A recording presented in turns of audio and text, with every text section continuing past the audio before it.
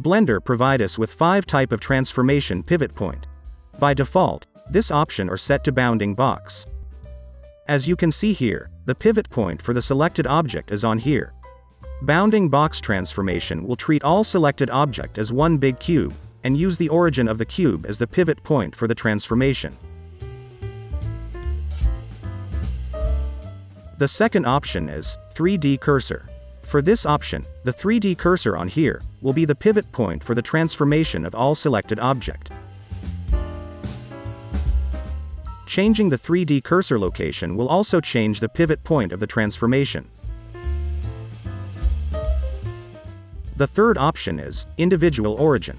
This option will make the origin of every selected object as the pivot point for the transformation. The fourth option is median point. This option is almost the same as bounding box, except this option will set the pivot point of the transformation from all of the origin of every selected object.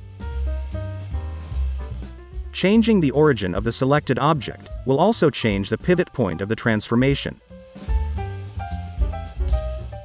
The fifth option is active element. As you can see here, there are 2 different color of the selected object. The one with the light orange are the active element, while the other are the passive element. This transformation option will use the active object origin as the pivot point for the transformation. Take note that transform pivot point also apply on other transformation operation, including rotation and also scaling an object.